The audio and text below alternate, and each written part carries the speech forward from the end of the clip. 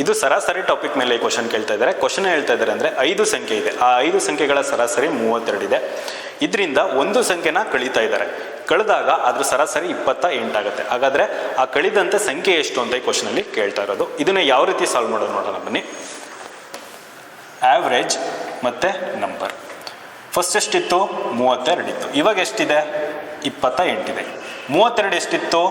5 ಸಂಖ್ಯೆ ಇದ್ದಾಗಿತ್ತು. ಇವಾಗ ಎಷ್ಟಿದೆ? 28 ಇದೆ. ಎಷ್ಟಾದಾಗ? 4 ಸಂಖ್ಯೆ ಆದಾಗ. ಇಲ್ಲೇನು ಮಾಡಬೇಕು?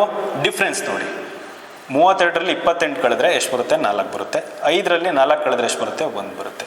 ಈ 4ನ್ನ 4 ಜೊತೆ ಇಂಟು ಮಾಡಿ, ಈ 32ನ 1 ಜೊತೆ ಇಂಟು ಮಾಡಿ. 32 ಇಂಟು 1 ಎಷ್ಟಾಗುತ್ತೆ? 32. 4 ಇಂಟು 4 ಎಷ್ಟಾಗುತ್ತೆ? 16. ಎರಡನ್ನೂ ಆ್ಯಡ್ ಮಾಡಿದಾಗ 48 ಆಗುತ್ತೆ. ಓಕೆನಾ? ಇದು ಒಂದು ಮೆಥಡ್ ಆಯಿತು. ಇನ್ನೂ ಒಂದು ಮೆಥಡಲ್ಲಿ ಮಾಡ್ಬೋದು. ಯಾವ ರೀತಿ ಅಂತ ಅಂದರೆ, ಇವಾಗ ಮೊದಲು ನಾನು ಉಲ್ಟಾ ತಗೋತೀನಿ.